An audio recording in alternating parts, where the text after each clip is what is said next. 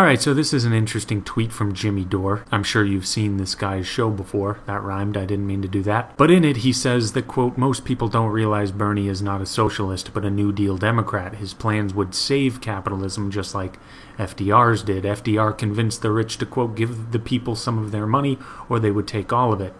Ironically, Bernie is saving the rich from a revolution, end quote. Now, first off, the claim that Bernie Sanders is not a socialist is odd. First of all, Bernie Sanders himself says he's a socialist, or a democratic socialist, which is just socialism with some sparkles on top. It's still a government takeover of industry, which would be destructive in its own right.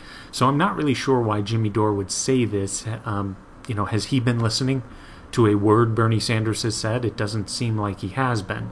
He speaks about almost nothing but a revolution and wants the state to take over entire industries. He wants to force companies to allow their workers at least a 50% controlling vote just to force them in there.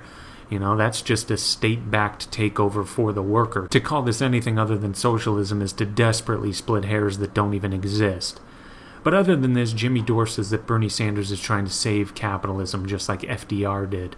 FDR did not do that. For 8 years during his first 2 terms, the unemployment rate was averaged at around 18%, which is horrifying. This was well after gargantuan government programs were up and running. FDR was paying farmers to slash and burn their crops to keep prices high so farmers could make more money. Meanwhile, people were starving, and hey, food became far more expensive. So I guess that did work out how FDR wanted it to. There is one thing the government is good at, and I've got to give them credit. When they want prices to increase, they're very efficient in making that happen, and FDR proved himself on that one. FDR also bled private industry dry during his tenure, which generally involves itself in real, actual productive work that was no longer happening because he was siphoning off all these resources. FDR also wanted to tax income above $25,000 a year at 100%, and even Congress at the time said no way. FDR was a nutcase who would not let the market correct itself and prolonged the pain of the Great Depression. It is unreal to come to any conclusion other than that. And Herbert Hoover did the exact same thing, because this idea that FDR ended the Great Depression or saved the U.S. is precisely like that lesson we were all taught in our public schools that Herbert Hoover was the opposite from FDR. That Hoover was a laissez-faire, capitalistic, hands-off-the-economy type of president.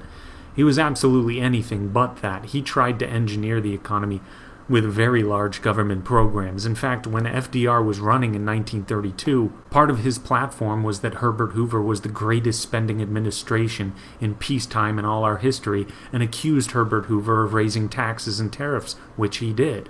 And FDR accused Herbert Hoover of being far too much of an interventionist. These are things that are not difficult to look up today, and it always takes me back a bit to my time in public schools, where not only was this never mentioned, but I was taught the complete opposite. No one ever taught me that Herbert Hoover signed the Revenue Act of 1932 that doubled estate taxes, or that he hiked corporate tax rates and increased the top personal tax rate from 25 to 63%. No one taught me that he was handing out farm subsidies, something that a laissez-faire president would have never done, or that he was using government to support mortgages, or that he eased requirements of issuing Federal Reserve notes. Herbert Hoover was not a laissez-faire free market guy. He engaged in the same nonsense that FDR engaged in, even though FDR himself criticized Hoover for his interventionist policies. But then, of course, he gets into office, and then he starts his own interventionist policies. Again, these are things that I was never taught in school. It was never even mentioned. And apparently, Jimmy Dore was never taught this stuff as well. But that's all for now. Please like this video, subscribe to the channel, and share, and take it easy.